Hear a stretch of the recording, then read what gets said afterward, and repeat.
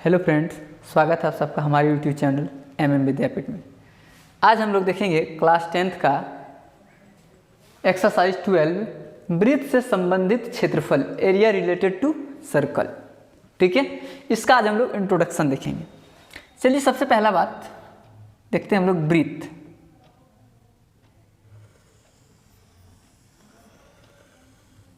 ये हो गया हमारा वृत्त, ये हो गया इसका केंद्र। केंद्र और परिधि तक के बीच का जो दूरी होता है इसे हम कहते हैं त्रिज्या। फिर यहाँ भी केंद्र है और यहाँ परिधि है, तो केंद्र और परिधि तक के बीच का जो दूरी है इसको भी हम लोग क्या कह दिए, त्रिज्या। ठीक है, यहाँ से ये वाला दूरी हमारा कहलाता है त्रिज्या और यहाँ से यहाँ वाला दूरी भी हमारा कहला गया त्रिज्या। ठीक है, और केंद्र से पास होने वाली जीवा को हम लोग क्या कहते हैं, व्यास। केंद्र से पास होने वाली जीवा को क्या कहते हैं, व्यास। और यहाँ से यहाँ तक के जो लंबाई हो गया उसको हम लोग कह दिए व्यास। तो हम क्या कह सकते हैं, अगर ध्यान से देखें तो यहाँ से मेरे पास एक फार्मूला निकल के आएगा, D = R + R 2R, यानी R = D/2। R stand for त्रिज्या, रेडियस, D फॉर डायमीटर यानी व्यास। क्लियर है? तो D और R में हमारे पास एक रिलेशन आ गया। ठीक है, अब आगे चलिए थोड़ा सा और देखते हैं।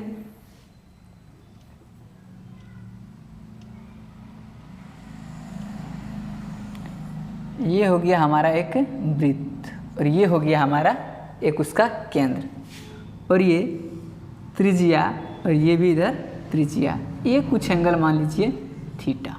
ठीक है, इस एंगल को मान लीजिए थीटा। तो इसके कारण जो एक एरिया बना है हमारे पास, ये छायांकित वाला एरिया, त्रिज्या के कारण ये खंड हुआ है, इसलिए इस वाले को हम लोग कहते हैं त्रिज्यखंड। तो इधर त्रिज्यखंड है तो ऊपर भी तो ये त्रिज्यखंड है, लेकिन इसको हम लोग कहते हैं लघु त्रिज्यखंड। इसको क्या कहते हैं हम लोग, लघु त्रिज्यखंड, लघु त्रिज्यखंड। और इसको हम लोग कहते हैं दीर्घ त्रिज्यखंड। इसको हम लोग क्या कहेंगे, दीर्घ त्रिज्य। ये हो गया हमारा दीर्घ त्रिज्यखंड। ठीक है, और ये हो गया हमारे पास लघु त्रिज्यखंड। यहाँ तक कोई दिक्कत है? अब एक और फिगर बनाते हैं हम। देखिए इसको, पहले इसको थोड़ा सा हम लोग समझते हैं ना, फिर किसको क्या बोलते हैं उसके बाद हम लोग देखेंगे आगे। ये मान लीजिए हमारा हो गया ये कौन, थीटा। ठीक है, तो अब देखिए यहाँ से यहाँ की जो लंबाई है, ठीक, और एक इधर वाला जो लंबाई है, dot dot dot dot dot. ठीक है, इसको हम लोग बोलते हैं आर्क यानी चाप। इसको क्या बोलते हैं, चाप। तो इसको बोलेंगे यहाँ से यहाँ तक का दूरी को लघु चाप। इसको क्या बोलते हैं हम लोग, लघु चाप। और ये जो डॉट डॉट लाइन दिए हैं इसकी जो लंबाई होगी इसको क्या बोलते हैं हम लोग, दीर्घ चाप। इसको क्या बोलते हैं, दीर्घ चाप। क्लियर है? अब देखिए लघु त्रिज्यखंड और दीर्घ त्रिज्यखंड को अगर जोड़ देंगे तो पूरा क्या मिल जाएगा हमको, ये वृत्त का क्षेत्रफल क्या हो जाएगा, लघु त्रिज्यखंड प्लस दीर्घ त्रिज्यखंड। ये दोनों मिलके हमारा क्या बना लेगा, पूरे वृत्त का क्षेत्रफल बना लेगा। यह बना लेगा वृत्त का क्षेत्रफल। ध्यान रखिएगा इसको, क्योंकि ये वाला क्षेत्र और ये वाला क्षेत्र मिलकर हमारा पूरे वृत्त का क्षेत्रफल बन जाएगा। अब देखिए इस लघु चाप और दीर्घ चाप को जोड़ देंगे तो क्या बनेगा, ये पूरा हमारा क्या कहलाता है, बाहर वाला जो लंबाई है ये कहलाता है वृत्त की परिधि। क्या कहलाता है, वृत्त का परिधि। तो ये हमारा क्या हो जाएगा, परिधि बराबर लघु चाप प्लस दीर्घ चाप। ये हमारा मिलके बन जाएगा परिधि बराबर हो जाएगा, वृत्त की परिधि बराबर लघु चाप प्लस दीर्घ चाप, ये मिलके हमारा बन जाएगा परिधि। कोई दिक्कत है?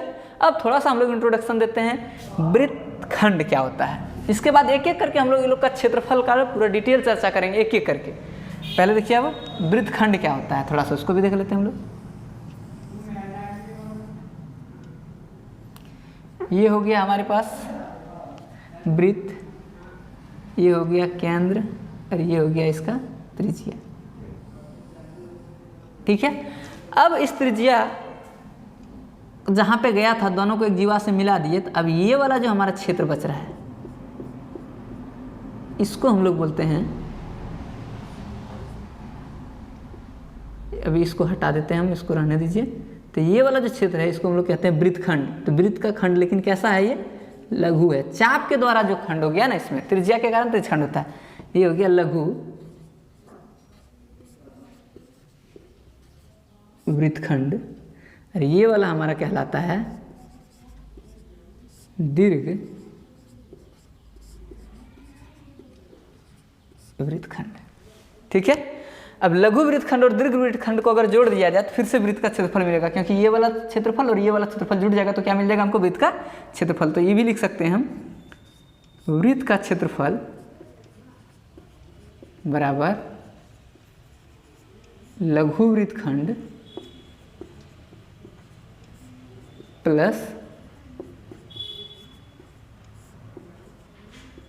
दीर्घ वृत्तखंड। इसको हम लोग कहते हैं वृत्त का क्षेत्रफल बराबर लघु वृत्तखंड प्लस दीर्घ वृत्तखंड। इसको क्या कहते हैं हम लोग, मिला के एक पूरा वृत्त का क्षेत्रफल हो गया। ये वाला पार्ट देख लीजिए, त्रिज्यखंड क्या है, चाप किसको कहते हैं, और ये हमारा वृत्तखंड क्या है, तीनों का डिफरेंस पहले बढ़िया से देख लीजिए। ठीक है, ये त्रिज्यखंड हो गया, ये हमारा लंबाई को जो कहते हैं लंबाई वो चाप हो गया, और ये जो जगह है ये जीवा के कारण इसको हम लोग कह दिए वृत्तखंड। एक स्पेशल केस अगर आप लोग देखिएगा तो देखिए, जब जीवा हमारा हो जाए व्यास, ऐसा जीवा जो हमारा क्या हो जाए, खुद व्यास भी हो, तो ये वाला जगह हमारा जो है वृत्तखंड हो जाएगा। और वास्तव में देखें तो ये त्रिज्या ही तो है, इधर आर और उधर आर, तो त्रिज्या के कारण भी तो खंड हुआ। तो इस अर्धवृत्त के केस में जो त्रिज्यखंड होगा और जो वृत्तखंड का क्षेत्रफल होगा दोनों सेम होगा, या ध्यान दीजिएगा। अर्धवृत्त के केस में, कौन सा केस में, अर्धवृत्त, जब हमारा जीवा क्या हो जाए, एकदम बीचों बीच हो जाए, जब व्यास प्रतिच्छेद करेगा, तो ये वाला हमारा जो है इस स्थिति में वृत्तखंड का क्षेत्रफल इज इक्वल टू होगा त्रिज्यखंड का क्षेत्रफल। ये क्या हो जाएगा हमारे पास,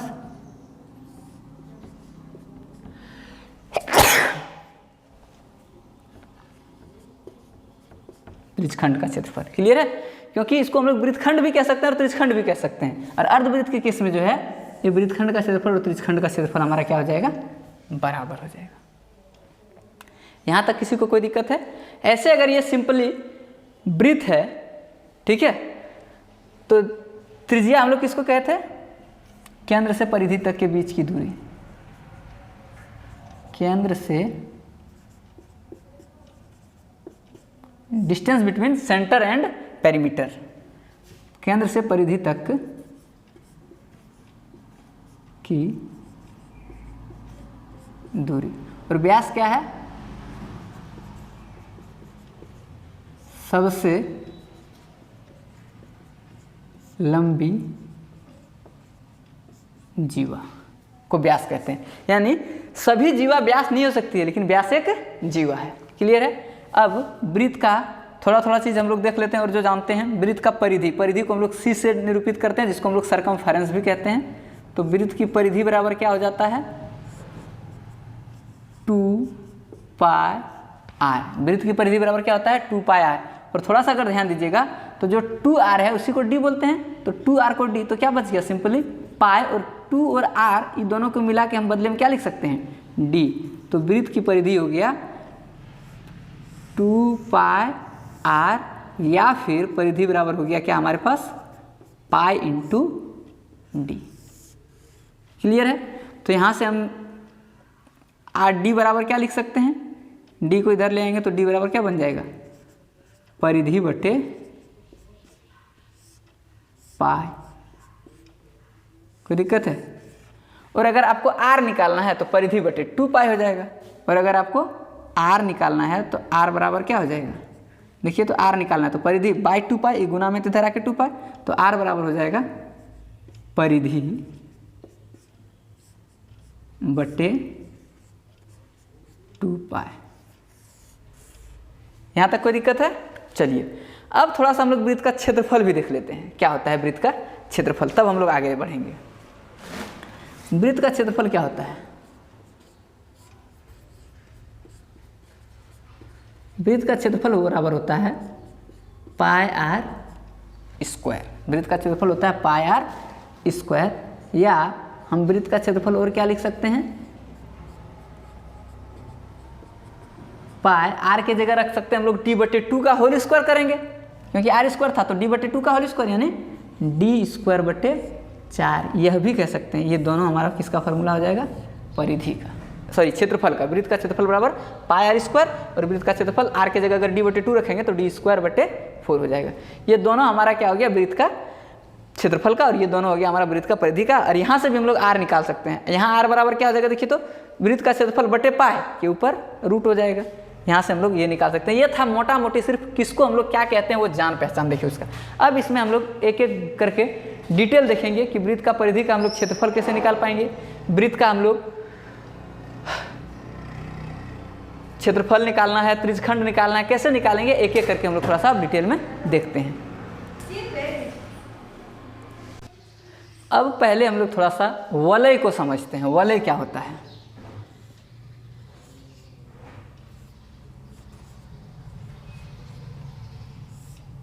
जिसको हम लोग एनुलर प्लेट भी कहते हैं। वलय क्या होता है, देखिए यह एक वृत्त हो गया और एक वृत्त और हो गया, ठीक, संकेंद्रीय वृत्त हो गया।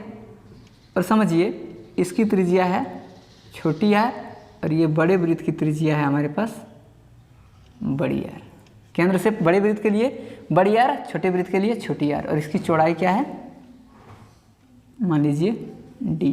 तो बड़े आर और छोटी आर में क्या संबंध होगा कि बड़ी आर बराबर होगा कि छोटी आर में आप किसको जोड़ दें, डी को, छोटी आर प्लस डी। छोटी आर क्या है हमारा, दो वृत्त के चौड़ाई, या अगर कोई रास्ता है तो समझिए वो रास्ते की चौड़ाई। अब ध्यान से देखिए, अब आपको कभी कहा जाए इसका एरिया निकालिए, वलय का, ये वाला पार्ट का, ठीक है, जिस पार्ट को हम छायांकित किए, तो इसका एरिया हम कैसे निकाल पाएंगे? तो क्या करेंगे हम, पूरा बड़ा वाला वृत्त, देखिए इतना बड़ा वृत्त में अगर जिसको हम ढके हैं, इस छोटा वृत्त को घटा दें तो शेष बचेगा ना। तो इसके लिए हम क्या कर सकते हैं, कह सकते हैं वलय का क्षेत्रफल। कभी उसको रास्ता भी कह सकता है कि वृत्ताकार पथ है, रास्ता है, तो वो निकाल सकते हैं। वलय का क्षेत्रफल बराबर क्या हो जाएगा, बड़े वृत्त का क्षेत्रफल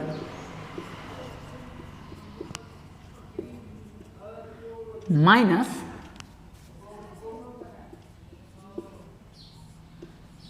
छोटे वृत्त का क्षेत्रफल। वलय का क्षेत्रफल हो जाएगा बड़े वृत्त का क्षेत्रफल माइनस छोटे वृत्त का क्षेत्रफल। यानी बड़े वृत्त का क्षेत्रफल को क्या लिख सकते हैं हम लोग, पाई बड़ी आर का स्क्वायर माइनस छोटे वृत्त का क्षेत्रफल पाई छोटी आर का स्क्वायर, क्योंकि छोटे वृत्त की त्रिज्या हम लोग छोटी आर माने हैं और बड़े वृत्त की त्रिज्या हम लोग बड़ी आर माने हैं। वीडियो थोड़ा लंबा होगा क्योंकि हम पूरा डिटेल एक्सप्लेन करेंगे, ठीक है। अब उसमें आप लोग को घबराने की जरूरत नहीं है, एक बार वीडियो देखिएगा तो फुल कॉन्सेप्ट क्लियर हो जाएगा। अब देखिए वृत्त का क्षेत्रफल, इसमें से हम क्या करते हैं, पाई को ले लेते हैं कॉमन, तो क्या बच गया, r square minus r square, बड़ी आर का स्क्वायर माइनस छोटी आर का स्क्वायर, जहाँ बड़ी आर बड़े वृत्त की त्रिज्या है और छोटी आर छोटी वृत्त की त्रिज्या है। तो ये हो गया हमारा वलय का क्षेत्रफल, वलय का क्षेत्रफल। क्लियर है? तो इस तरह से हम लोग वलय का क्षेत्रफल निकाल पाएंगे। कोई दिक्कत है? अब चलिए हम लोग देखते हैं आगे, पहले त्रिज्यखंड का क्षेत्रफल कैसे निकाल पाएंगे हम लोग। देखिए त्रिज्यखंड का क्षेत्रफल एरिया हम लोग कैसे निकाल पाएंगे किसी भी त्रिज्यखंड का। चलिए यह मान लीजिए हमारे पास एक वृत्त है और ये हमारा त्रिज्या है और ये कोण हमारे पास थीटा है। तो त्रिज्यखंड किसको कहेंगे हम लोग, यही वाला तो भाग हमारा त्रिज्यखंड कहलाएगा। ये जो भाग है हमको इसी का क्षेत्रफल चाहिए, कोई दिक्कत। अब थोड़ा सा ध्यान से देखिए, हम लोग जानते हैं सब कि वृत्त के केंद्र पर कितना डिग्री का कोण बनता है, 360। तो जब 360 डिग्री का कोण बनेगा उस समय पूरा वृत्त कवर हो जाएगा। तो लिख सकते हैं हम लोग कि 360 डिग्री में वृत्त का क्षेत्रफल कितना होता है, पूरा हो जाएगा। अगर इसकी वृत्त की त्रिज्या अगर r है तो पाई r स्क्वायर। तो 1 डिग्री का अगर केंद्र पर कोण बने तो उस स्थिति में वृत्त का क्षेत्रफल क्या हो जाएगा, पाई r स्क्वायर बटे 360 डिग्री। और यदि कोण कितना बन जाए, थीटा डिग्री का कोण बने, तो इस स्थिति में जो हमारा वृत्तखंड का क्षेत्रफल हो जाएगा क्या हो जाएगा, पाई थीटा बटे 360, थीटा बटे 360 डिग्री पाई r स्क्वायर। जब भी हम लोग देखिए अब वृत्तखंड का बात करें तो ये वृत्तखंड का क्षेत्रफल निकल जाएगा थीटा बटे 360 पाई r स्क्वायर। थोड़ा सा ध्यान दीजिएगा कि वृत्तखंड अगर यूज किया तो आप कैसे समझिएगा कि लघु का बात कर रहे हैं कि दीर्घ का बात करें। तो जैसे हम जब भी बोलते हैं 4 तो समझ जाता है ऑटोमेटिक कि ये +4 का चर्चा हो रही है, ठीक है। या हम कहते हैं एक रेखा है तो तुरंत समझ में आता है कि सरल रेखा की बात हो रही है, वक्र की नहीं। वक्र बोलेंगे तो अपने लगाया जाएगा। वैसे ही अगर हम सिर्फ त्रिज्यखंड की बात करें तो आप समझ जाइएगा कि लघु वाला का चर्चा हो रहा है, बड़े वाले का नहीं, दीर्घ का नहीं। अगर दीर्घ होगा तो दीर्घ के लिए फिर अलग से बताया जाएगा। अच्छा पूरा 360, तो यहाँ से यहाँ वाला जो कोण बना बचा होगा इसका मान कितना, 360 डिग्री माइनस थीटा, क्योंकि ये वाला थीटा हो गया पूरा 360 होता है। ये वाला जो एंगल बच गया यहाँ से लेकर यहाँ तक 360 डिग्री माइनस थीटा। तो उस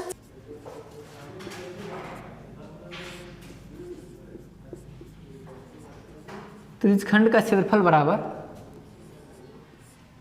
थीटा बटे 360 डिग्री पाई r स्क्वायर, ठीक है। और जब आप किसका निकालेंगे, हम बोले दीर्घ वृत्तखंड का। तो दीर्घ वृत्तखंड का क्या हो जाएगा, चलिए देखिए इधर आगे।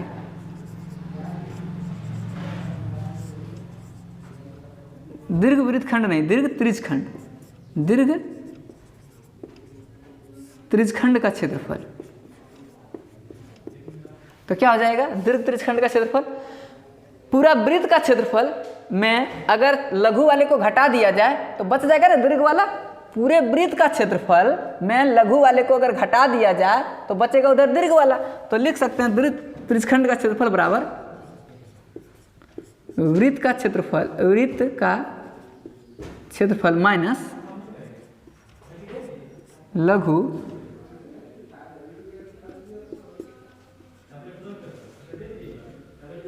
त्रिज्यखंड का क्षेत्रफल।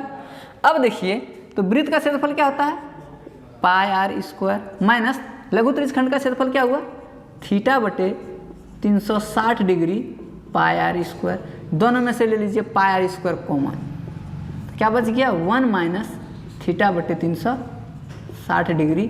तो ये क्या हो गया, पाई r स्क्वायर कॉमन, तो यहाँ बच गया, नीचे कुछ नहीं है तो मान लेंगे 1, तो 1 और 360 का लघुत्तम हो जाएगा ये 360 डिग्री।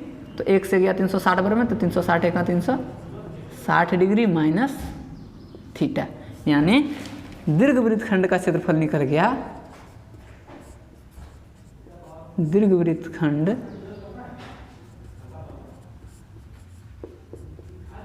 का क्षेत्रफल डायरेक्ट हो गया क्या हमारे पास, 360 डिग्री माइनस थीटा बटे 360 डिग्री पाई r स्क्वायर। और वहां भी आपको हम बताए थे कि लघु वृत्तखंड का लघु त्रिज्यखंड का क्षेत्रफल प्लस दीर्घ त्रिज्यखंड का क्षेत्रफल मिला के होता है वृत्त का क्षेत्रफल, ठीक है। इसलिए दीर्घ त्रिज्यखंड बराबर हो जाएगा वृत्त का क्षेत्रफल माइनस लघु त्रिज्यखंड का क्षेत्रफल। यहाँ तक कोई दिक्कत है? तो इस तरह से हम लोग त्रिज्यखंड का क्षेत्रफल निकाल सकते हैं, इसमें कोई दिक्कत है? चलिए अब हम बात करते हैं चाप की लंबाई कैसे निकालेंगे अगर थीटा डिग्री वृत्त के केंद्र पर कोण बनाया गया है तो, ठीक है। चाप की लंबाई हमारा यहीं पे हो जाएगा, इसी में देख लेते हैं हम लोग। चाप की लंबाई देखिए,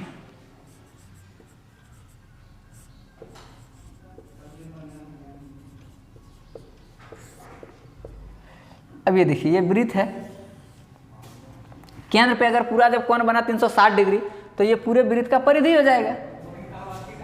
ये देखिए 360 डिग्री अगर रहता तो ये यहाँ से घूम के वापस यहाँ तक आता तो कितना कवर करता वो पूरा वृत्त का परिधि। और अब अगर थीटा है तब चाप की लंबाई इसका क्या होगा, यहाँ से लेकर के यहाँ तक। इस स्थिति में चाप की लंबाई क्या होगा, देखिए जब 360 डिग्री का कोण बना था केंद्र पर तो 360 डिग्री में चाप की लंबाई कितना, 2 पाई आर, यानी पूरा वृत्त का परिधि। तो 1 डिग्री में क्या हो जाएगा, 2 पाई आर बटे 360 डिग्री। इसीलिए जब केंद्र पर थीटा डिग्री का कोण बना है तो इस स्थिति में चाप की लंबाई क्या हो जाएगा, 2 पाई आर, इधर हो जाएगा क्या, थीटा बटे 360 डिग्री। तो इसको 2 से अगर कैंसिल कर दें तो जाएगा ये 180 डिग्री। तो हम लोग कह सकते हैं थीटा कोण के लिए चाप की लंबाई क्या हो जाएगा, केंद्र पर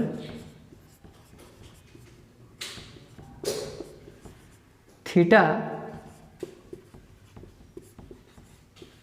कोण के लिए चाप की लंबाई बराबर थीटा बटे 180 डिग्री और फिर पाई इंटू आर। ये हो गया हमारा चाप की लंबाई, हम लोग निकाल सकते हैं। कोई दिक्कत है, थीटा बटे 180 पाई आर। ये हो गया हमारा लघु चाप। कौन सा चाप हुआ, लघु चाप। अब दीर्घ चाप का अगर उसी तरह से निकालेंगे तो क्या हो जाएगा, पूरे वृत्त की परिधि में इसको क्या करिए, लघु चाप को घटा दीजिए। पूरे वृत्त की परिधि में लघु चाप को घटा दीजिए। तो लिख सकते हैं हम लोग दीर्घ चाप बराबर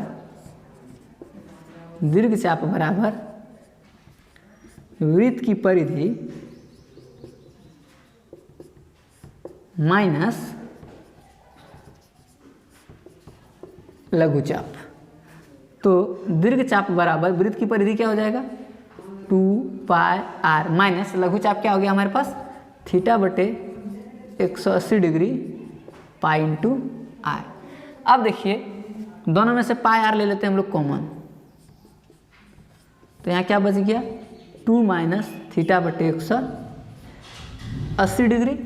इसको आगे सॉल्व करेंगे तो देखिए क्या हो जाएगा, ये पाई आर बाहर में है, पाई इंटू आर, अंदर में क्या बच गया 180, या नीचे कुछ नहीं है तो 1 है, 180 और 1 का लघुत्तम हो जाएगा 180 डिग्री।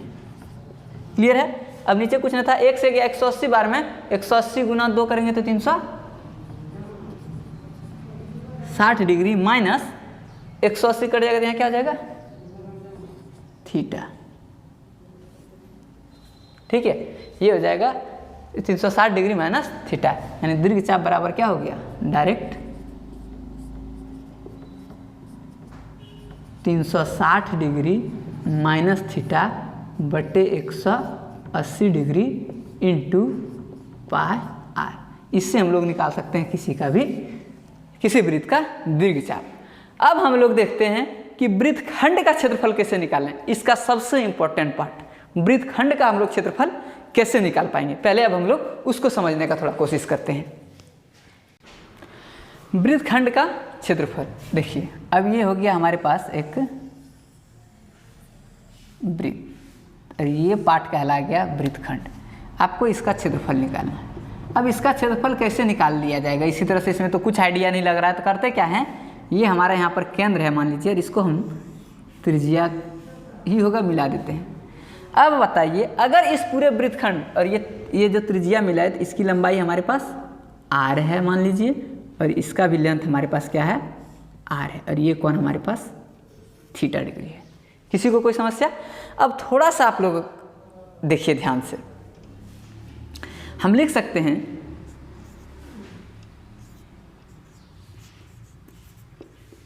वृत्तखंड का क्षेत्रफल बराबर त्रिज्यखंड का क्षेत्रफल निकाल लीजिए, पूरा त्रिज्यखंड का क्षेत्रफल निकाल लीजिए, और उसमें त्रिभुज AOB को घटा दीजिए क्षेत्रफल। देखिए तो पूरा त्रिज्यखंड निकाल लीजिए यहाँ से यहाँ तक और उसमें AOB ये OAB इसको घटा दीजिए तो बचेगा ना वृत्तखंड। तो लिख सकते हैं कि बराबर क्या हो जाएगा, त्रिज्यखंड का क्षेत्रफल माइनस त्रिभुज का क्षेत्रफल। कोई दिक्कत है? त्रिज्यखंड का तो क्षेत्रफल हम लोग आसानी से निकाल लेंगे अभी θ/360 πr² करके, लेकिन इस त्रिभुज का क्षेत्रफल कैसे निकालेंगे, चलिए अब इसको हम लोग निकालने का थोड़ा सा प्रयास करते हैं। त्रिभुज का क्षेत्रफल को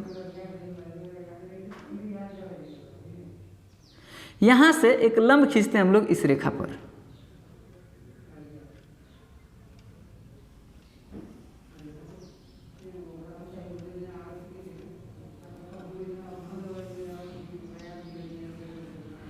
ये मान लीजिए हमारा अप्रॉक्स लंब खींचा गया, ठीक है। ये अगर लंब खींचा गया तो ये 90 डिग्री हो गया और 90 डिग्री के सामने वाला क्या कहलाता है, कर्ण। इसको नाम दे देते हैं हम कुछ m। ध्यान से देखिए, अब m हमारा समकोण हो गया, ठीक। तो लिख सकते हैं हम लोग, देखिए तो, और ये वाला कोण हमारा थीटा तो है ही दिया हुआ, ठीक है। देखिए हम खींचे हैं खुद AM लंब, ठीक है। अब लिखते हैं समकोण त्रिभुज AMO में, AMO दिख रहा है आप लोग को, AMO में, AMO में हम लिख सकते हैं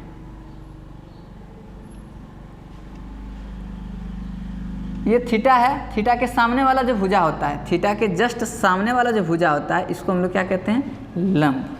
तो हम साइन थीटा का यूज करते हैं, लिख सकते हैं। देखिए तो साइन थीटा बराबर क्या होता है, लंब बटे कर्ण। तो साइन थीटा बराबर लंब बटे कर्ण, तो लंब क्या हो गया इसमें, देखिए तो P/H होता है ना। अब देखिए इसमें P कौन होगा, थीटा के सामने वाला यानी AM बटे कर्ण कौन हो गया, 90 डिग्री के सामने वाला यानी AO। कोई दिक्कत है? तो साइन थीटा बराबर हम क्या कह सकते हैं, AM का मान है हमारे पास R, वृत्त की त्रिज्या है, और AO का मान है हमारे पास, सॉरी AM का मान R नहीं है, AM ही रहेगा, और AO जो है हमारे पास ये हमारा क्या है, AO R है। तो AM बराबर हम क्या कह सकते हैं, थीटा अगर हमारे पास दिया हुआ है तो AM बराबर हो जाएगा R साइन थीटा। AM बराबर हो जाएगा R साइन थीटा। ध्यान से देख लीजिए, AM बराबर क्या हो जाएगा, R साइन थीटा, ठीक है। अब चलिए आगे, त्रिभुज AOB का क्षेत्रफल, त्रिभुज AOB का क्षेत्रफल बराबर क्या होता है, 1/2 गुना आधार गुना ऊंचाई, बेस गुना हाइट। तो 1/2 का 1/2, और यदि ये वाला ऊंचाई मान लिया जाए AM को तो बेस OB हो जाएगा। तो AM हो गया हमारे पास OB क्या हो जाएगा हमारे पास, बेस गुना, तो ऊंचाई कौन हो जाएगा, जो लंबवत है बेस पर पड़ा हुआ यानी AM। कोई दिक्कत? तो 1/2 का 1/2 गुना OB का मान क्या है, R वृत्त की त्रिज्या है, और OM का मान AM का मान क्या है, अभी निकाले हम लोग AM यहाँ कितना, R साइन थीटा। हमको सबको थीटा पता है और R पता है, और उसी के रूप में सबको तोड़ना है, तो इसको लिख दिए हम लोग R साइन थीटा। तो त्रिभुज का क्षेत्रफल यहाँ से क्या निकल के आ गया, 1/2 R² साइन थीटा, ठीक है। ये हो गया त्रिभुज AOB का क्षेत्रफल, ठीक है। फिर ध्यान से देखिए, अब AOB निकल गया। अब त्रिज्यखंड का भी क्षेत्रफल देख लीजिए क्या होता है, त्रिज्यखंड का क्षेत्रफल भी निकाल ही देते हैं। यहाँ पर त्रिज्यखंड का क्षेत्रफल हो गया हमारे पास θ/360 πr²। कोई दिक्कत? यहाँ तक क्लियर है? अब देखिए ध्यान से, जो यहाँ लिखे थे बात, वृत्तखंड का क्षेत्रफल बराबर, इस वृत्तखंड का क्षेत्रफल बराबर ये पूरा त्रिज्यखंड का क्षेत्रफल माइनस ये वाला त्रिभुज का क्षेत्रफल, ठीक है। तो यहाँ फिर से हम लिखते हैं उसी बात को एक बार दोबारा, इसको बात को ध्यान रखिएगा, हर बार आपको फॉर्मूला लगाएं अथवा नहीं लगाएं इसको, ठीक है। लेकिन आपको तोड़ तोड़ के भी अगर निकालेंगे इसको, हर बार आपको इसी का इस्तेमाल करना होगा। जरूरी नहीं है कि हर बार आप साइन थीटा लें, आपको जिसमें टूट जाए। हम लोग सॉल्यूशन वाला पार्ट में भी देखेंगे, अगर इसका इस्तेमाल नहीं करेंगे तो कैसे बनाएंगे। वृत्तखंड का क्षेत्रफल, वृत्तखंड का क्षेत्रफल बराबर क्या हो जाएगा, देखिए तो त्रिज्यखंड का क्षेत्रफल माइनस त्रिभुज AOB का क्षेत्रफल।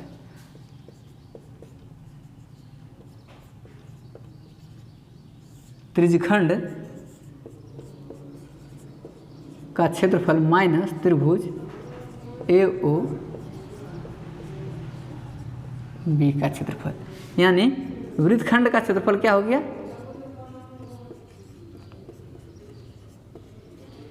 बराबर त्रिज्यखंड का क्षेत्रफल। त्रिज्यखंड का क्षेत्रफल देखिए क्या होता है, थीटा बटे 360 पाई आर स्क्वायर। हम लोग पीछे भी देखे होंगे, जस्ट इसके पीछे थीटा बटे 360 पाई आर स्क्वायर माइनस त्रिभुज AOB का क्षेत्रफल क्या आया, 1/2 r square sine theta, 1/2 r square sine theta. ठीक है, अगर हम आर स्क्वायर को कॉमन ले लें, आर स्क्वायर को कॉमन ले लें तो क्या बचेगा, 360 डिग्री 360 थीटा बटे 360 pi minus 1/2 are sine theta. तो चलिए कॉमन नहीं भी लेंगे तो कोई दिक्कत नहीं है, यह हमारे पास आ गया वृत्तखंड का क्षेत्रफल।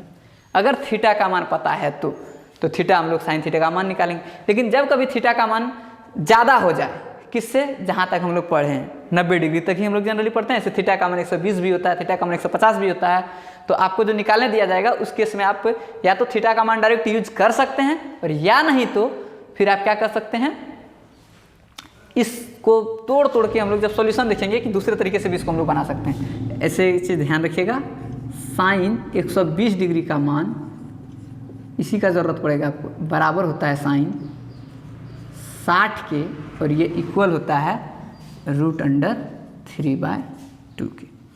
तो यहाँ से हम लोग वृत्तखंड का क्या कर सकते हैं, क्षेत्रफल निकाल सकते हैं। कोई दिक्कत है, और या नहीं तो आप इसको ध्यान में रखिए, वृत्तखंड का क्षेत्रफल बराबर त्रिज्यखंड का क्षेत्रफल माइनस त्रिभुज AOB का। त्रिभुज अगर समकोण हो गया तो आप इजीली निकाल लेंगे, त्रिभुज समबाहु हो गया तो भी इजीली निकाल लेंगे। तो यहाँ आप अलग अलग तरीके से निकाल सकते हैं। अगर त्रिभुज कभी समबाहु रह गया तो भी निकाल सकते हैं। समबाहु त्रिभुज का क्षेत्रफल क्या होता है,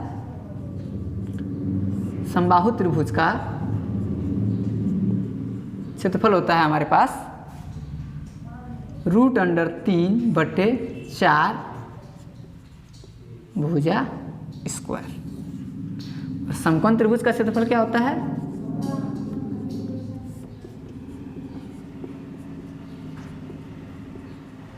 एक बटे 2 गुना आधार गुना ऊंचाई। क्लियर है। इसका जो थ्योरेटिकल पार्ट था लगभग हम लोग कवर कर लिए। अब छोटा छोटा सा इसमें कुछ डिजाइन है, आकृति के बारे में समझेंगे कि जब एक दो आकृति को कॉम्बिनेशन कर दिया जाएगा तो उस स्थिति में हम क्या करेंगे, तरह तरह के आकृति को कंबाइंड कर दिया जाएगा एक ही फिगर में। ठीक है, चलिए थोड़ा सा हम लोग लास्ट उसको देखते हैं, उसके बाद हम लोग इसका इंट्रोडक्शन खत्म करेंगे। अगले वीडियो में फिर देखेंगे इसका सॉल्यूशन। चलिए देखते हैं हम लोग आगे कुछ कुछ आकृति के बारे में। जैसे मान लीजिए हमारे पास एक वर्ग है, ठीक, और एक वृत्त ऐसे काट लिया गया और दूसरा वृत्त ऐसे काट लिया, ठीक है, और आपको बोल दिया जाए कि इस कंडीशन में आप छायांकित भाग का क्या करें, क्षेत्रफल निकालें। तो क्या सिचुएशन होगा उसको ध्यान से देखिएगा। अगर ये वर्ग है और वर्ग की भुजा अगर a दिया गया है तो ये भी हमारा क्या हो जाएगा, a हो जाएगा। ठीक है, तो वर्ग की भुजा a हो गया। तो क्या करेंगे इस केस में, हम लिखेंगे कि वृत्त का जो व्यास होगा वह हमारा क्या होगा, वर्ग के भुजा के बराबर होगा।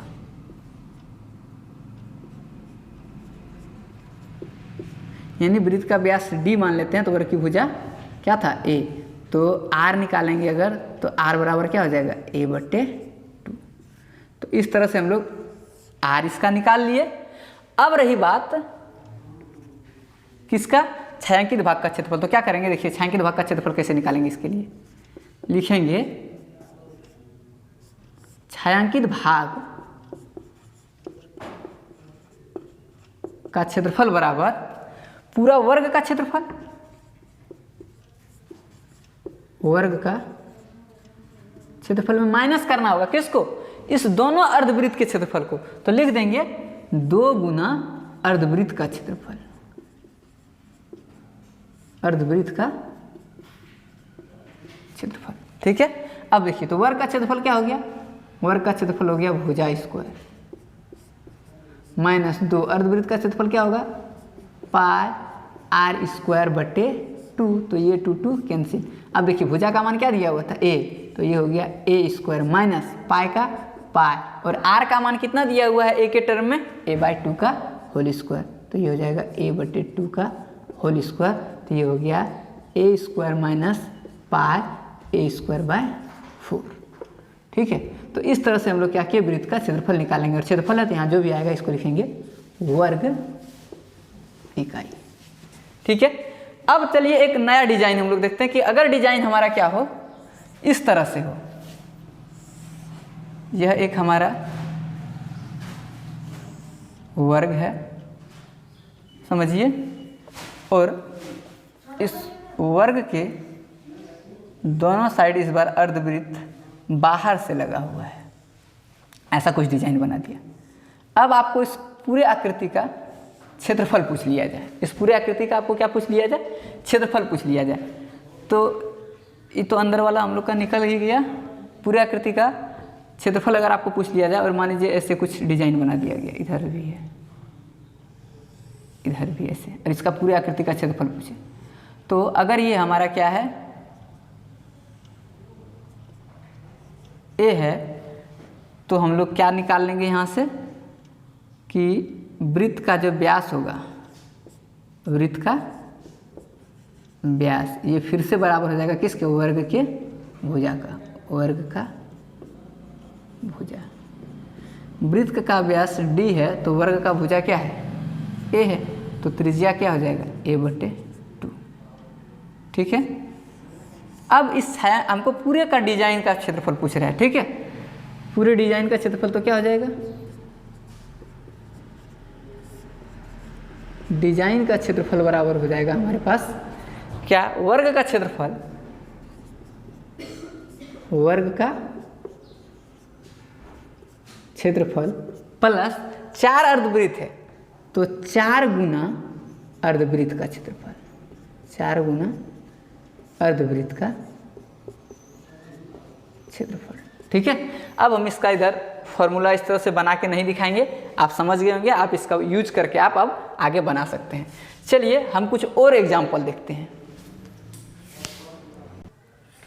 मान लीजिए हमारे पास एक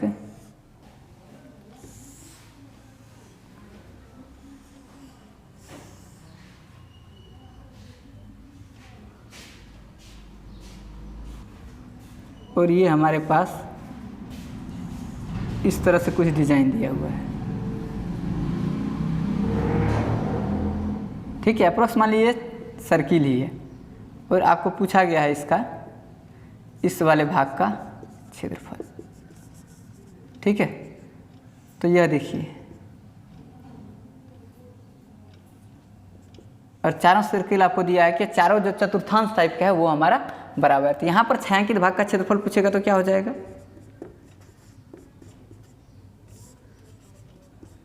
छायांकित भाग का क्षेत्रफल हो जाएगा वर्ग का क्षेत्रफल माइनस 4 गुना चतुर्थांश का क्षेत्रफल। ठीक है, चलिए इससे रिलेटेड एक तो आकृति हम लोग और देखते हैं, चौथा नंबर।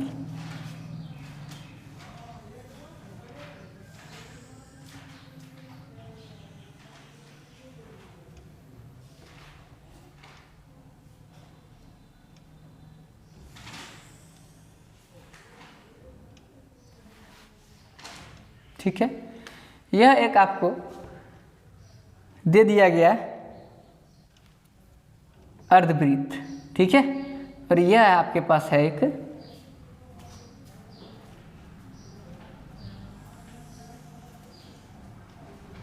त्रिज्यखंड। ध्यान से देखिए, यह है आपका त्रिज्यखंड ये, और आपको वो दे दिया गया एक अर्धवृत्त, और आपको बोला गया इस वाले भाग का क्षेत्रफल निकालिए। ठीक है, ये वाला जो है आपका, देखिए थोड़ा सा हम लाइन को टेढ़ा टेढ़ा कर देते हैं, है सीधा लेकिन हम आपको समझाने के लिए थोड़ा टेढ़ा कर रहे हैं। इस लाइन को जो देख रहे हैं यह एक त्रिज्यखंड वाला है, और ये इसको व्यास मानते हुए ये एक अर्धवृत्त है, और आपको दिया गया है कि इसकी त्रिज्या हमारे पास r है। तो बताइए कि छायांकित भाग का क्षेत्रफल क्या होगा। अब क्या करेंगे, इस अर्धवृत्त का क्षेत्रफल में इस वृत्तखंड को घटाएंगे, उस अर्धवृत्त के क्षेत्रफल में इस वृत्तखंड को घटाएंगे। लेकिन सबसे पहला बात है कि अर्धवृत्त का क्षेत्रफल निकालने के लिए अर्धवृत्त का व्यास चाहिए, और वृत्तखंड का क्षेत्रफल निकालने के लिए इस त्रिज्यखंड का क्षेत्रफल माइनस त्रिभुज का क्षेत्रफल करना होगा। देखिए कितना इसमें क्या क्या करना होगा, एक एक प्रोसेस को देखते हैं। सबसे फर्स्ट में करेंगे हम लोग, पहले इसको निकालते हैं हम लोग। ये मान लीजिए ए है और ये बी है और ये सी है, तो ए बी व्यास है बड़े वाले वृत्त का, तो हम लिखते हैं ए बी बराबर root under r square plus r square हो जाएगा। ध्यान से देखिए क्यों होगा r square plus r square, क्योंकि ये समकोण त्रिभुज है, क्योंकि ये त्रिज्यखंड दिया हुआ है एक, और ये थीटा हमारा समकोण है 90 डिग्री है। तो ये त्रिभुज में क्या होता है, कर्ण का स्क्वायर बराबर आधार का स्क्वायर प्लस लंब स्क्वायर, तो कर्ण बराबर क्या होता है रूट चला जाता है, तो r square plus r square. तो ए बी का मान हमको आर के टर्म में निकलेगा, ये हो गया हमारा 2r स्क्वायर। तो ए बी बराबर हो जाएगा रूट अंडर, अच्छा यहाँ पे तो रूट लगा हुआ होगा, तो रूट अंडर 2r स्क्वायर से r बाहर, ये निकल गया r। ए बी का मान निकल गया रूट अंडर 2r। अब ध्यान से देखिए, हम लिख सकते हैं छायांकित भाग का क्षेत्रफल बराबर अर्धवृत्त का क्षेत्रफल। वो जो बड़ा वाला दिख रहा है हमको, ये ए बी को मानते हुए अर्धवृत्त, वो अर्धवृत्त का क्षेत्रफल माइनस क्या करना होगा, इस वृत्तखंड के क्षेत्रफल को माइनस करना होगा। दिख रहा है ये वृत्तखंड, वृत्तखंड का क्षेत्रफल,